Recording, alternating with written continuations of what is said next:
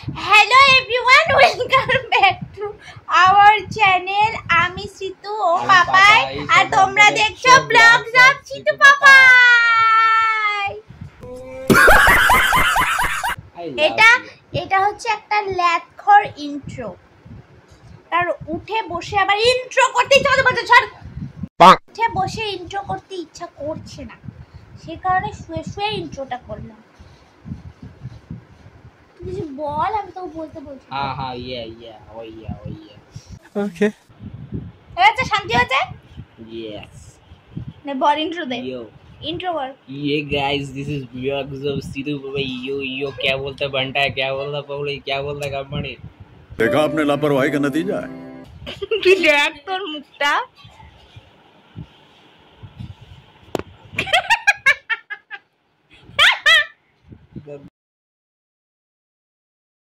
Intro করার সময় আমাদের ভীষণ ল্যাদ লাগে, সেই কারণে ইন্ট্রোটা কোনোবারই করা হয় না। যাই হোক না কেন, সন্ধ্যেবেলা রেডি হয়ে যে নাচতে নাচতে চলে এসেছিলাম এই সমস্ত কিছু ডেকোরেশন করতে। না আমি ডেকোরেশন করছিলাম না, সেটা তোমরা দেখতেই পারছো। আমি খালি একটুখানি বলছিলাম যে এটা একটু এদিকে হবে, এটা একটু ওইদিকে হবে।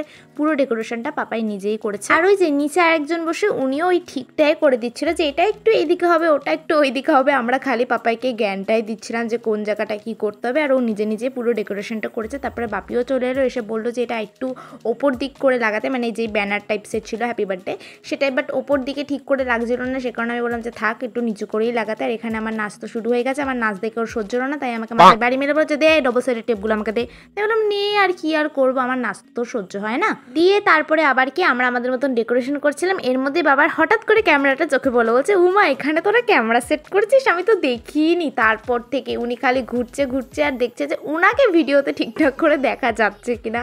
এতক্ষণ তো আমরা ডেকোরেশন করছিলাম, ওনার মনটাও এই দিকেই ছিল। তারপরে হঠাৎ করে আবারও ওনার চোখটা গেল ক্যামেরার দিকে, তাহলে হচ্ছে যাই একটুখানি মুখটা নিজের ভালো করে দেখে আসি। তাই উনি এখানে এসে কেন এরকম করে নিজের মুখটা দেখছে আমি জানি না, আর আমি ওনাকে দেখে সত্যিই হেসে ফেলেছিলাম। তারপরে আবার এই যে আমাদের কাছে এসে খালি কিছুই বলছিল না, খালি হাতটা নাড়ে এরকম করে দেখা যাচ্ছে যে একটু ওই জায়গাটা ঠিক কর, একটু ওই জায়গাটা ঠিক কর।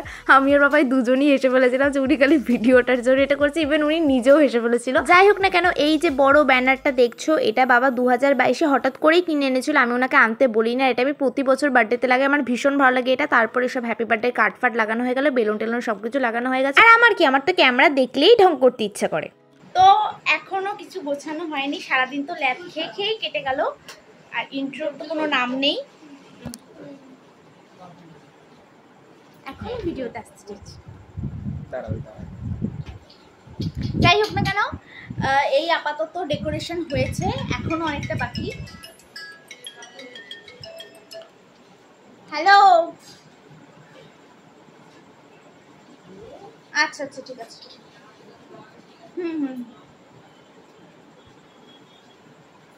আসতেই আছে সেটা না, এখনো পর্যন্ত ডেকোরেশন বাকি রয়েছে। বেলুন কম পড়ে গেছে, তাই বাপি বেলুনটাও আনতে গেছে, খাবার দাবার সবকিছু নিয়ে আসতে গেছে। তো আগে নিয়ে আসুক, দেখি কতদূর কি করা যায়। এই হচ্ছে ফুল ডেকোরেশন দেখাচ্ছি। এই হচ্ছে কিছুটা ডেকোরেশন, এখনো অনেক জায়গায় বেলুন লাগানো বাকি রয়েছে। আমি কি করে বলবো তোর ঘড়ি কথা, গান চালাবো। 1 hour later. তারপর আবার কি আস্তে আস্তে আমার বান্ধবীরাও আসতে শুরু করলো। বান্ধবীরা বললে ভুল হবে, আমি অনেকজনকে ইনভাইট করেছিলাম, তাদের মধ্যে বেশিরভাগই আসেনি। আর এরা আমার যেহেতু অনেকটা কাছের, তাই এরা এসেছিল। আর ডেকোরেশনের কথা তোমাদের আগে যেটা বললাম, ডেকোরেশন পরে আর কিচ্ছু করা হয়নি, বেলুন টেলুন কিছুই লাগানো হয়নি, কারণ বাপি আসতে অনেকটাই লেট করে দিয়েছিল। উনি কেক আর খাবার দাবার সব কিছু আনতে গেছিলো, সেটা তোমাদেরকে আগেই বললাম। আর আনতে একটু বেশিই লেট হয়ে গেছিলো। নর্মালি আমি প্রত্যেকবার 8:35-এই কেক কাটি, এটা আমার বাপির নিয়ম যে আমি 8:35-এ হয়েছে, তার মানে আমাকে 8:35-এই কেক কাটতে হবে। 1 মিনিট আগে কেক কাটতে দেবে না, 1 মিনিট পরেও কেক কাটতে দেবে না। বাট এবার ওনারও কিছু করার ছিল না, উনি 9টার পরে বাড়িতে ঢুকেছে, আর এই কেকটা আমি 9টার পরেই কাটছিলাম। কি আর করা যাবে, প্রতিবার তো টাইম মেনটেন করা সম্ভব নয়। তবে যেহেতু 8:35-এই কেক কাটতে পারিনি, তার জন্য বাপি একটুখানি আপসেট ছিল, আমাকে রাত্রেবেলা বলছিল যে 8:35-এ কেকটা কাটতে পারি না, লেট হয়ে গেল। কিন্তু অ্যাকচুয়ালিতে এটা কোনো কথাই নয়, কেক কাটতে পেরেছি, এটাই সব থেকে বড় কথা। আর এই যে বার্থডে গার্ল লেখা, এটাকে কি বলে আমি জানি না, ওটা পড়তেই আমি ভুলে গেছিলাম। হঠাৎ করে আমার বান্ধবীর চোখে পড়লো আর বললো যে ইমা তুই এটা পড়িসনি, তাই দিয়া তাড়াহুড়ো করে আমাকে ওটা পরিয়ে দিল। এবার আসে কেক কাটার পালা, তার আগে তো ছবি তোলা মাস্ট।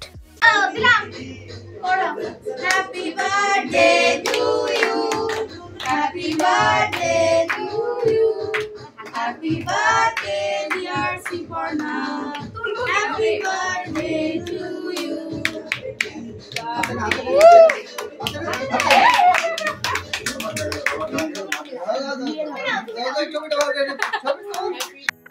কতটা টেলা দেখলে। আমি দাদুকে কেক খাওয়ানোর আগে নিজের হাতকেই কেক খাইয়ে দিয়েছি। আর আমার এবার বার্থডের সব থেকে স্পেশাল গিফট হচ্ছে আমার দাদু নিজে, কারণ বিগত 6 মাস ধরে ওনার ক্যান্সার হয়েছিল, সেটাকে উনি নিজে একা একা সবটা সামলেছিল। কলকাতায় একা একা গিয়েছিল, মানে বলতে গেলে নিজের ট্রিটমেন্ট উনি নিজেই করেছে। ওনার পাশে সেরকমভাবে কাউকে উনি পায়নি, নিজে পুরো মৃত্যুটাকে হার মানিয়ে বেঁচে ফিরে এসছে। সুতরাং এর থেকে বড় গিফট আমার কাছে কিছুই হতে পারে না।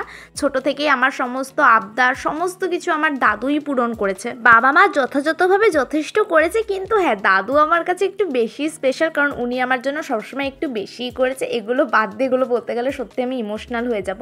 আর হ্যাঁ, এখন আমি যখন পাপাইকে কেক খাচ্ছি তখন আমরা ক্যামেরা ধরার লোকই খুঁজে পাচ্ছিলাম না, তাই এই ভিডিওটা আমার বান্ধবী করে দিল, যখন দেখছে যে না আমরা এত বেশি খাটনি করছি নিজেদের ভিডিও করার জন্য।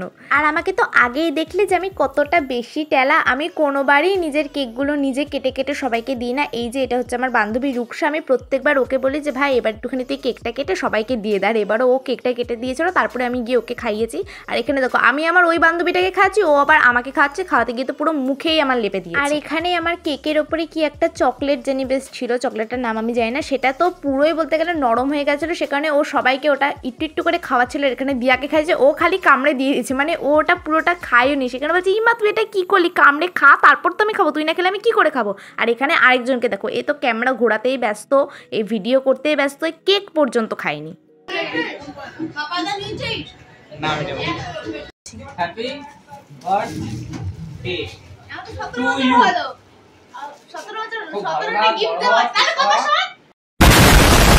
এই ছেলেটা কথা আমার কোনোদিনই শোনে না। আমাকে বারবার করে বলছে যে দেখ আমার 17 বছর হলো, আমাকে 17টা গিফট দে, কিন্তু না, ও তো কথা শুনবে না, আমাকে আশীর্বাদ করতে ব্যস্ত। তো সেসব কথা বাদে দিয়ে এবার আসি ওর দেওয়া গিফটগুলো আনবক্সিং করতে। এই যে গিফটটা দেখছো, এটা আমাকে ও নর্মালি ফোনে বলেছিল যে আমার জন্য এরকম একটা জিনিস কিনেছে, আর আমি শুনে ওকে বলে দিয়েছিলাম যে তুই ফেরত দিয়ে, কারণ এটা আমার কোনো রকমের কোনো কাজে লাগবে না। হ্যাঁ ওই কাপটা কাজে লাগলে লাগতে পারে, এই চামচটা আর টেরিটা তো আমার কোনো রকমেরই কোনো কাজে লাগবে না, কিন্তু কি আর করা যাবে, ছেলেটা আমাকে ভালোবেসে কিনে দিয়েছে তাই নিয়েই নিলাম।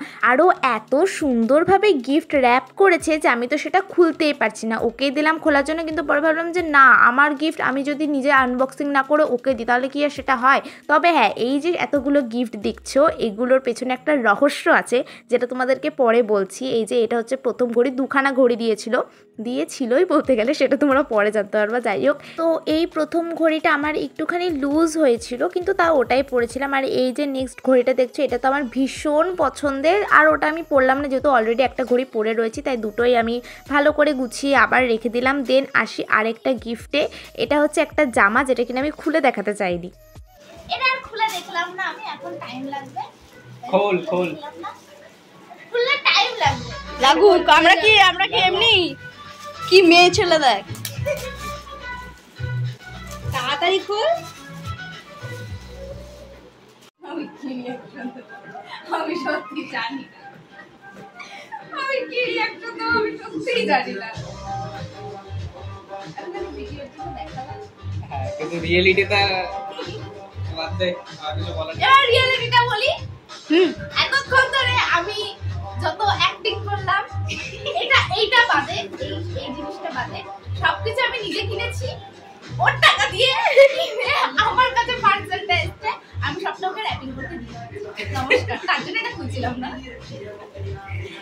যে বার্থডেতে কিছু বলতে চান? मेरे साथ अन्याय हुआ है। রুকসাকে দেখো আ করে তাকিয়ে আছে। আমি এগুলো কেন করছি বলতো রুকসা, তোর কাছে বদলা নেওয়ার জন্য। আরো পারিস না। ওর 4ই অক্টোবর। হ্যাঁ ব্যস্ত দেখো।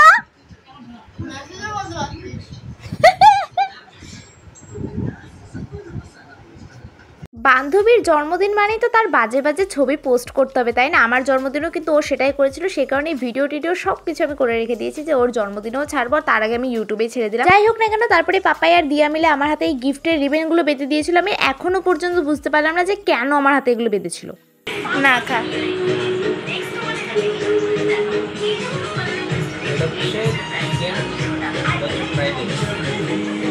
কি না বলে জানতোই না কেউ। ও না বললে হয়তো তোমরা জানতেই পারতে না যে ওটা ফ্রাইড রাইস ছিল। যাই হোক, আমার আর দিয়ার খাওয়া হয়ে গেছিলো। তারপর আমরা তো আমাদের এই থালাটা তুলে নিয়ে চলেই যাচ্ছিলাম, ভুলেই গেছিলাম যে পায়েস আর মিষ্টিও আছে। আর এই পায়েসটা স্পেশালি আমার জন্য দিদা করে দিয়ে গেছিলো। হ্যাঁ, আমি বাদে ওরাও খেয়েছে, আমি সবার লাস্টে খেয়েছি, তবে আমার জন্য সুন্দর করে দেওয়া হয়েছিল, এইটাই আমার কাছে অনেক। তারপরে পাপায়ের বাড়িতে চলে যায় আর আমিও এই সমস্ত কিছু গিফট গোছাতে বসে পড়ি। মেনলি তো সবার আগে ভিডিও করতে হতো, সে কারণে এই যে উলটপালট করে রাখা ছিল সেগুলো একটা জায়গায় ঠিকঠাক করে গোছাই, তারপরে ভিডিও করি। আর আউটরো তো সেদিন নেওয়াই হয়নি আমার। Few minutes later. আজকে 7 তারিখ, মানে ভাবতে পারছো আমার বার্থডে চলে গেছে সেই 29 তারিখে, আর আউটরো করছি আমি 7 তারিখে। মেনলি আমি ভিডিওটা এডিট করতে বসেছিলাম, এডিট করতে গিয়ে দেখি আমার তো আউটরোই করা হয়নি, আমি ভিডিওটা শেষ করব কিভাবে, সেই কারণে এখন ভিডিওটা করছি। সেজেগুজেও নিয়ে আমি বাড়িতে এইভাবেই ছিলাম, সেভাবেই ভিডিওটা করছি। যাই হোক না কেন, সেসব কথা বাদ দিই। তো আজকের ভিডিওটা মানে আমার বার্থডে ভিডিওটা এখানেই শেষ হলো। যদি তোমাদের ভিডিওটা ভালো লেগে থাকে অবশ্যই লাইক কমেন্ট শেয়ার করে দিও। আর যদি আমার চ্যানেলে নিউ হয়ে থাকো তাহলে সাবস্ক্রাইব করতে একদম ভুলো না। পাপাই তো আমার সাথে নেই যে ওকে নিয়ে আউটরোটা করবো। তো দেখা হচ্ছে নেক্সট কোনো ভিডিওতে, ততক্ষণের জন্য টাটা।